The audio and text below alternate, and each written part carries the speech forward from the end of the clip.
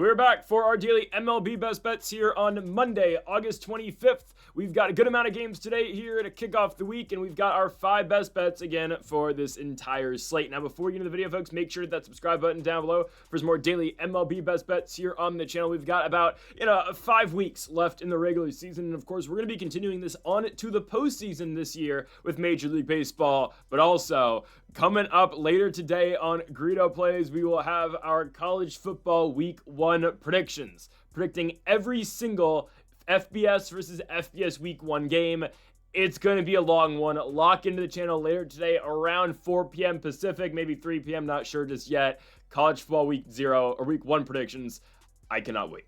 Anyways, on Greedo Plays MMA as well, we have got our Dana White's Contender Series predictions for week number 3. That is linked in the description down below. Go subscribe to Greedo Plays MMA. Go subscribe to this channel as well, Greedo Plays, as we go on to the first of our 5 best bets today. Kicking things off with the very first game play today in Baltimore. We've got the Baltimore Orioles taking on the Boston Red Sox. I am going to go with Boston for the 3rd consecutive day. Now, I know it did not pay off for us yesterday on Sunday Night Baseball against the New York Yankees, and the Red Sox are going a bullpen game today. Brennan Bernardino gets the start, or at least the opening assignment today for Boston. This is a guy who's, bounced around a million teams, finally found a home as a Red Sox. He's nothing but an opener. Bernardino is a guy who comes out the bullpen quite regularly. Don't expect him to go more than 2 innings, I would say, in today's. Probably legitimately only 1. I would expect 1 inning. He's a lefty, so Boston gets the matchup lefty-lefty with Jackson Holliday. They get the lefty-lefty matchup with Gunnar Henderson. It just makes sense, and I like it. I'm taking Boston for several reasons today. The first of which, this is a good baseball team. I know they lose yesterday in the Bronx. That's all right. Dustin May, of course, he finally runs out of luck once we bet on him. It's okay. It's okay.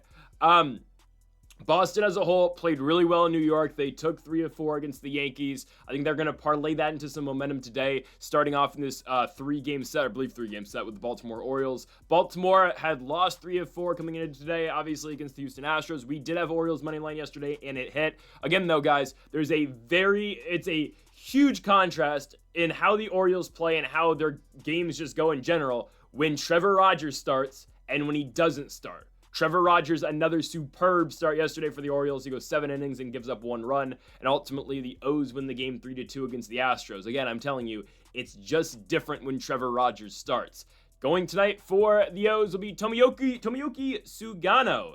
Sugano's been better. I'm not buying it. Sugano's ERA in the month of August is 2.01. Again, I don't think this is a real thing. Well, I mean, obviously it's real. You know what I mean. I don't think this is going to continue to go this way. Again, Sugano's ERA in total this season is 3.97. Again, in the month of August is 2.01. And he's coming off his last start, his first shutout start, I believe, of the entire season. Obviously, didn't go 9 innings. Second time all year where Sugano has exited a start without giving up any runs. And it was against these Boston Red Sox. Now, it was a game that the Red Sox ultimately won in extra innings 4-3. But Sugano goes 5 innings, 5 hits, and 1 run in that game. But that 1 run was unearned. So, albeit you're making that a shutout technically, again, on the earned runs. I just think the second time around for Boston is going to be so much better against Sugano than the first time. This is not a guy, again, once you see Sugano the first time, and especially if you see him in back-to-back starts, or in the span of a week, he's not a guy that's going to blow you away with anything. His breaking stuff is not, extraordinary. He only struck out 3 Red Sox in 5 innings last Tuesday. It's just he's a guy where if you see him more times, which Boston is going to see him for the second time in a week, and the second time all year and ever, they're going to be so much better this time around. I firmly believe that. And I do like the Red Sox against right-handed pitching. I mean, you got guys like Alex Bregman, obviously, who can deal with the righties. Just obviously, Bregman's just an elite hitter in the sport. He's batting .305. The matchup doesn't really concern me with him. But you got guys like, Nathaniel Lowe, who's batting from the left side of the plate, who will get to start tonight. Roman Anthony, obviously, is in the lineup every day, but this is a matchup, obviously, that benefits him even more. Duran, obviously, who struggled quite a bit recently. This is a matchup that's going to benefit him as well. Obviously, we're not going to see Romy Gonzalez probably today, but the lefties will get to come in. Yoshida, I'd assume. I don't mind it here. Bullpen game for Boston doesn't concern me too much. Again, I don't think Sugano's run is all that legit. I feel like he's due to fall off eventually, and that fall off is going to start right now. okay? And for one, Sagano doesn't usually go deep in his start. So even when he is having a really good start, again, look at the last time he pitched against Boston. He goes 5 innings, and that's great. His team ultimately loses because, yes, Sagano is good. The Red Sox only score 1 unearned run against Sagano, but eventually, again, nothing happens, right? Or at least Baltimore doesn't win the game because Sagano's not able to go deep. The bullpen kind of falls apart, and Boston's able to edge them out late in the game. I'm not telling you this one's going to be that close. I mean, it might be. It's a baseball game, obviously. Everything's somewhat close, relatively speaking, other than the Reds and the D-backs yesterday. I mean, it was close until we got to the 7th inning. Regardless, I believe that the Red Sox are going to be able to hit against Sugano. I've always faded Sugano this season. He's a pitch-to-contact guy, and pitch-to-contact guys in 2025 in Major League Baseball usually don't work all that well. I'm taking the Boston Red Sox, overall better hitting team, better team in general, and I think, again, Bernardino getting to open against the lefties like Holiday and like Henderson, I think should help out Boston as well. Give me Red Sox money line today in Baltimore, -120 for the Sox to win. We move on to our second best bet of the video. It is our Washington Nationals best bet of the day. I'm going Nationals +1.5. I want to go Nationals money line, and I considered it. If we can get +100 for +1.5, I'm just going to take it. I'd rather do that than, sweat out +190 or +200 for the Washington Nationals today.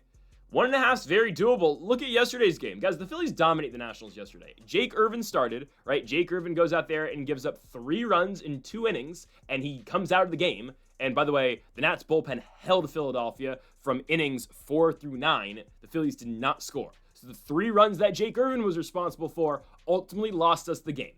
Nats couldn't score until the top of the 8th and then the top of the 9th. They had bases loaded in the top of the 8th with no outs, but James Wood at the play, and what does he do? He grounded into a double play, and he jogged to first base. My goodness. They score 1 run then, and then Luis Garcia cranks one. He pulls one to left center field in the top of the 9th off of Orion Kerkering to make it a 1-run game. Ultimately, right, Nats lose 3-2, but that was as dominant as it gets from a pitching perspective for Philadelphia. Ranger Suarez dominates the Nationals. He goes 7 innings, 3 hits, 0 runs, and 11 strikeouts, and somehow, some way, the Nationals find a way to scrape across some runs off of Alvarado in the 8th and against Orion Kerkering in the 9th inning. The Nationals bullpen surprisingly has been really good. I mean, we go, okay, Shinosuke Agasawara, who's been really good at the bullpen. It goes 2 2/3 innings yesterday, 0 runs allowed. Jackson Rutledge, who's been horrible all year long, he's got an ERA of 6. He goes through an inning, perfectly clean. Connor Plinkington goes through an inning, perfectly clean. His ERA is down to 5.52. Clayton Beeter, perfect inning. 7.11 ERA, that's fine. Again, Beeter finds a way. The Nats bullpen held Philadelphia that entire series. And I'm not telling you they're going to be able to hold New York throughout this entire series as well. Again, I hope they do, but odds of that probably low. And albeit because of their Mickey Mouse-ass stadium here in the Bronx, which I never look forward to playing in. The Nats only come here once every 2 seasons. It's always a series where it's like, all right, well, here we go, Soto and Harper used to rake here, though. I'm not going to lie. Soto and Bryce really perfected, and obviously one ended up playing here in the Bronx. But when Bryce was here, he perfected the opposite field, barely get over the fence home run, right down the line. Hopefully James Wood does the same. I don't know. Or Dylan Cruz or Abrams. I don't know. Because Cruz and Wood have never played in the Bronx. Abrams has played here. Anyways, I'm taking Nats +1.5. Guys, Brad Lord starts tonight, and I keep saying it every single time Brad Lord starts. The books underrate this guy so much. Legitimately, Lord's pretty solid. He is. He's going to fill up innings. He's going to, he's going to battle. Is he our 3rd best starter? Probably. Right, I take McKenzie, then Cade, then Lord right now. But Lord's doing a decent job. Starting for the Yankees is Cam Schiltler. Schiltler with an ERA of 3.22 this season, coming off of a career best start, arguably, against the Tampa Bay Rays in Tampa. 6 2/3 innings, 1 hit, 1 run. 1 hit, 0 runs. He's due for some regression. The Nationals should be able to hit the ball fairly well, I believe, off of Schiltler. Schiltler, a righty. Again, bringing all the lefties in the lineup. Josh Bell, the veteran, obviously. James Wood, CJ Abrams, obviously, in the lineup every single day. RH3, Dalen Lyle. Actually, I don't mind the matchup at all for the Nats. And the Yankees, they hit well off of Dustin May yesterday. Okay.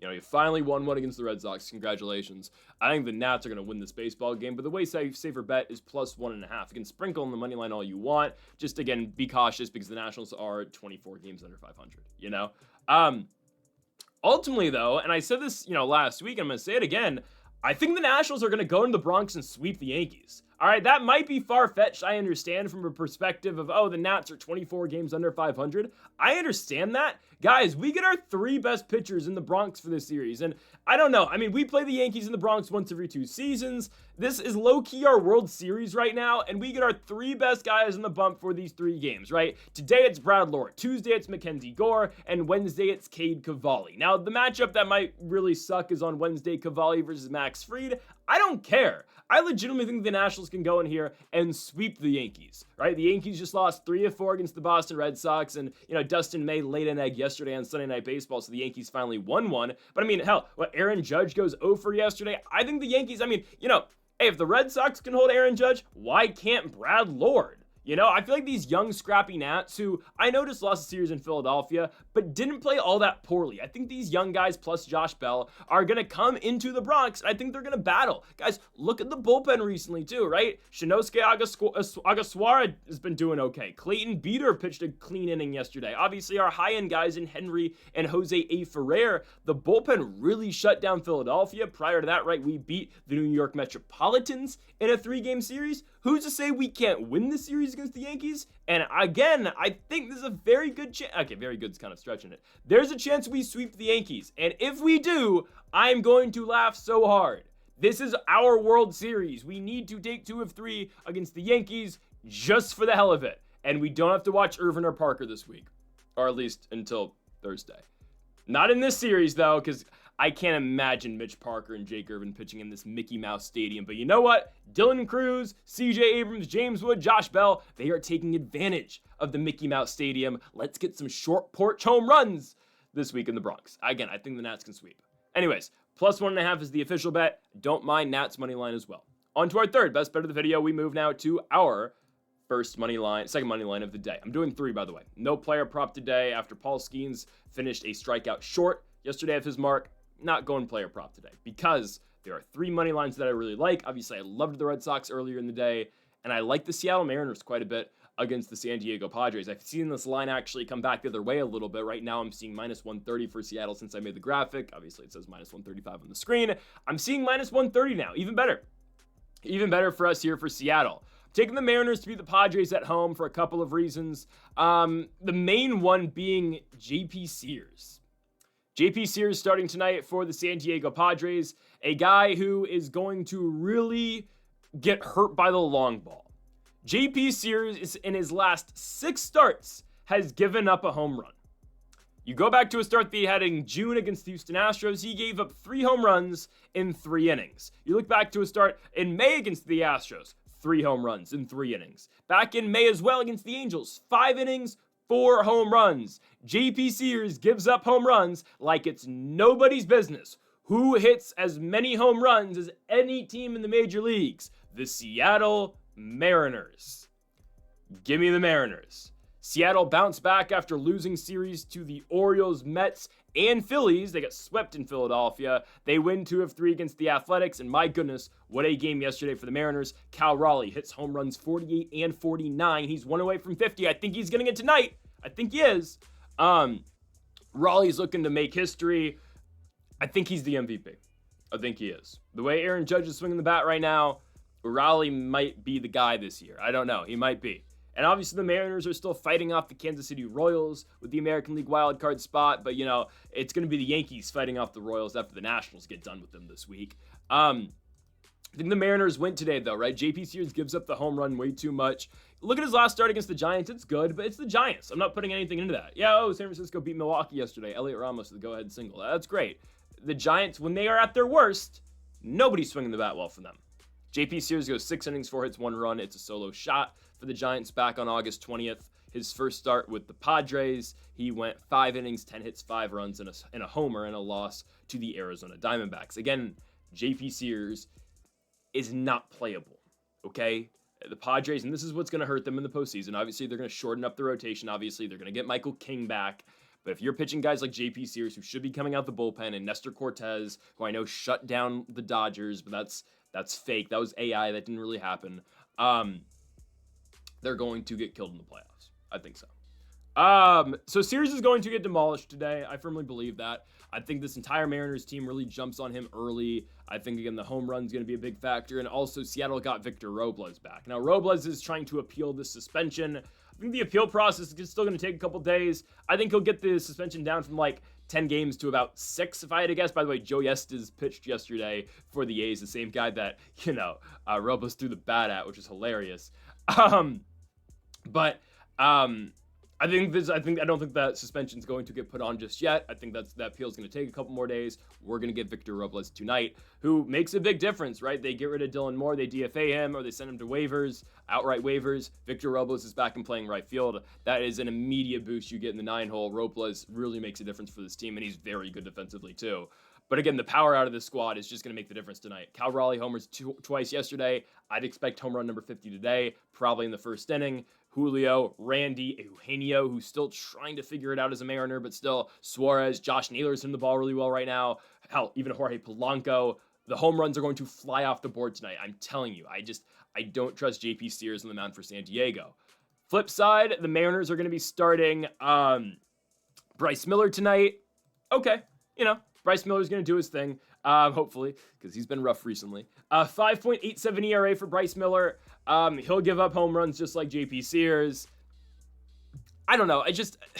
Something about that Padres lineup. They'll look good, but even if the Padres wins against the Dodgers, they don't really put it on them. They don't. They scored 2 runs. They scored 5. They scored 2 yesterday.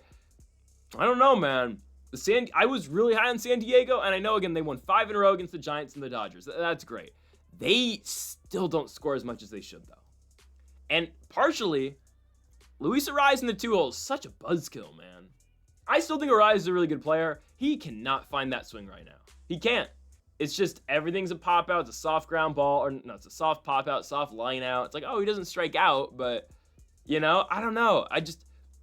Something about the Padres, they're a weird bunch for me. They are a weird team. I was so high on them out of the deadline. I'm no longer that high. I think, do they win the division over the Dodgers? Probably not. They probably won't. I don't know. I think they're a first-round exit. They're not as good as Milwaukee. They're not as good as Philadelphia. And in a 5-game series, they're not beating the Dodgers, okay? Bryce Miller struggled, 5.87 ERA, but JP Sears is struggling too, okay? It's going to be a struggle bus all around tonight. I do believe, though, the Padres bats are not going to show up. I don't think so. They're going on the road. They're going to Seattle after getting shut down big time yesterday by the Los Angeles Dodgers and Yoshinobu Yamamoto. For the most part, Yamamoto did a decent job. I think Bryce Miller is going to do decent enough. Expect runs and more runs than you would expect normally out of a Padres and Mariners game. The long ball is going to make the difference tonight, and the Mariners are going to connect time in and time out against JP Sears. And here's another stat, too. The Padres hit... they're on the low. I think they're bottom 5 this season in home runs hit. I know Elias Diaz hit a 2-run shot yesterday, but that's not going to happen again, obviously. Well, Fermin will be in the lineup. But it's a bottom 5 team in home runs this season versus a top 5 team in home runs this season. I'm going to take the team who hits more home runs against a pitcher who gives up a lot of home runs, okay? Give me Seattle. They'll dominate, and Cal Raleigh's going to hit home run number 50 tonight. Mariners money line -130. Our 4th best bet of the video today is our Nerfy of the day. Let's move to Sacramento, California. Nerfies in Sacramento are tough. I understand. It's not that tough, though, when Tarek Skubal pitches. We know for a fact Tarek Skubal is not giving up a run in the first inning. It's just what he does, okay? Skubal doesn't usually give up that many runs. We know that, obviously. 2.32 ERA. He's got the second most strikeouts in baseball, 200 of them. Last start against the Houston Astros, Skubal goes 7 innings, 3 hits, and 0 runs with 10 Ks. That's just what he does, okay? I get it. Sacramento's a tough place to pitch. It's hot over there. Ball flies. Minor league ballpark. Plays really deep, though, to straightaway center field. However, I don't think the A's are getting Skubal in the first, and I think you can, lock that in. And I get it. There's good bats. Kurtz, Shea Langoliers, Brent Rooker. Jacob Wilson's back. I don't know why Jacob Wilson's batting in the 6th right now. I don't get it. He's been back for 2 games, and you got him batting in the 6th spot. Why? He's been back for 3 games. Went yard yesterday. I'd assume Jacob Wilson's going to come back in the 2 or the 1, but maybe not. I don't know. That's fine. I mean, it's Tarek Skubal, the A's lineup at their best, yeah, they're dangerous. They are. Who's more dangerous? The second best pitcher in baseball behind Paul Skeens? Exactly. Tarek Skubal is going to be fine. The bigger concern, and the way bigger concern, comes with JT Ginn versus the Detroit Tigers. Ginn's got a 4.95 ERA this season, coming off a start against the Minnesota Twins, where he went 4 2/3 innings, 7 hits, and 2 runs. Detroit scored quite a bit yesterday. The Royals won to finally take one in the series. There were no runs scored in the first inning yesterday, by the way. And starting for the Royals was Seth Lugo, who had struggled a lot in the month of August. JT Ginn, again, a guy who, again, get it, haha, who has struggled in the month, just like Lugo has, 7.88 ERA in August. Yikes. He'll see 1, 2, 3 from Detroit today. Likely, probably what they threw out yesterday, I would assume. Wenzel Perez, the switch hitter, Kerry Carpenter, Spencer Torkelson, Riley Green. Here's the thing about Detroit, right? They're like, I don't want to call them the American League's version of Milwaukee, because that's not entirely true. There's not one guy you point at and say, oh, okay, here's this is the guy you want up in this spot. It's a team effort, it's a team effort. Like, yeah, Baez was a starter in the All-Star game. Yeah, Riley Green was as well. Well, Javi's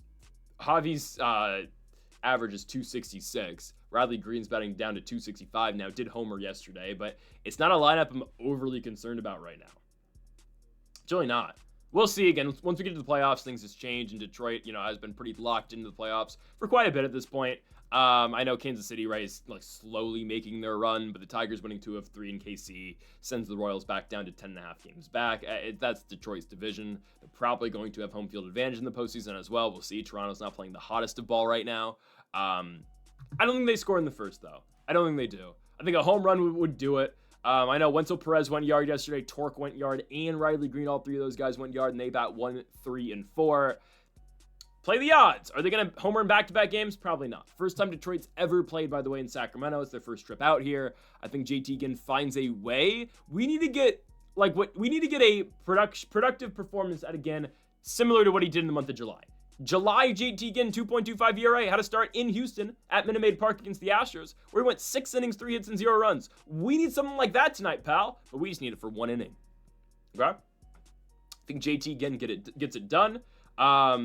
We know Tarek Skubal is going to figure it out, right? It's Tarek Skubal, elite pitcher in the sport, and I say this all the time when we do Nerfies. Okay, Tarek Skubal is going to get 3 outs. Okay, I don't care. Oh, Nick Kurtz, Jacob Wilson, Shea Langeliers, Brent Rooker, potentially Lawrence Butler, who struggled this season and will definitely struggle if he's in the lineup lefty-lefty against Skubal. Skubal is going to find a way to get 3 outs, okay? So ultimately, this Nerfie comes down to minus 140 for JT Ginn. Can he get it done? I'd hope he can do it. Again, we will likely see Wenzel Perez, Kerry Carpenter, Spencer Torkelson, and Riley Green. Go out there and get it done, JT Ginn. First time Detroit's ever played in Sacramento. I think that means something a little bit. Give me JT Ginn and Tarek Skubal to go out there and perform and get us 6 outs to nail our Nerfie at minus 140. We go on to our final best bet of the video. Back to minus 140 odds, but hear me out. Give me the Los Angeles Dodgers to beat the Cincinnati Reds. The reason why this is not minus 175 or minus 180 and instead it's minus 140 is because Hunter Green is pitching for the Cincinnati Reds.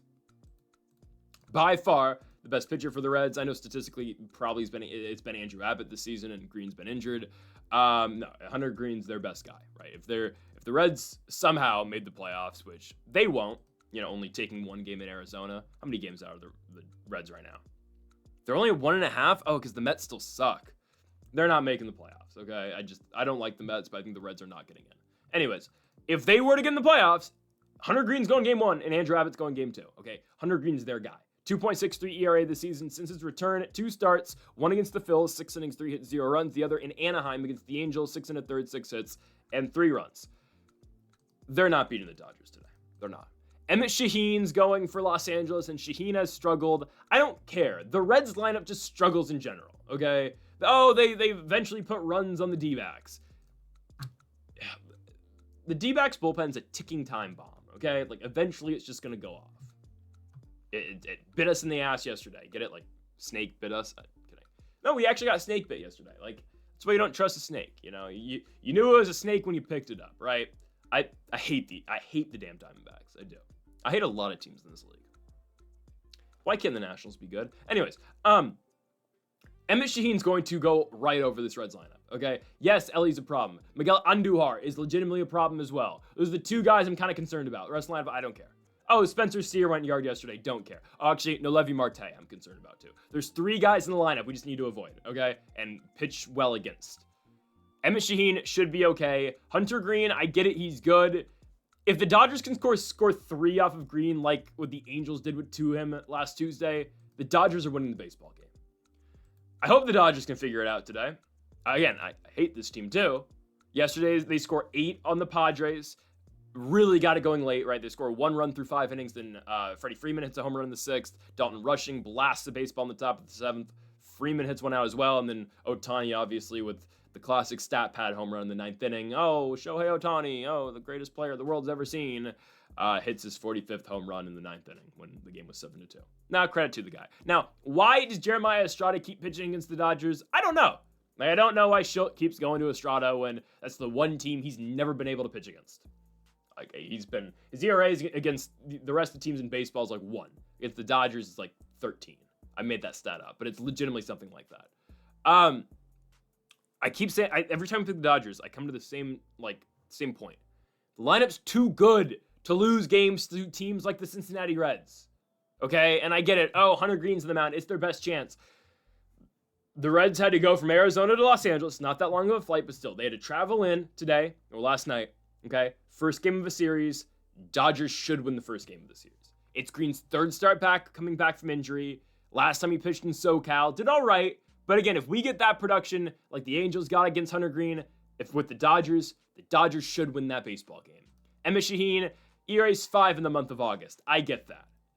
The Reds are they're not a juggernaut, okay? Last time Emmett Shaheen pitched against the Reds, it was in Cincinnati, July 30th. He goes 3 2/3 innings, 1 hit, and 3 unearned runs. Okay. Let's just figure it out this time, eh? Let's figure it out. That was the game that Ohtani started, and then, 4th inning gets pulled, in comes Emmett Shaheen, in comes Anthony Banda, then Shaheen came in. Again, they were all unearned.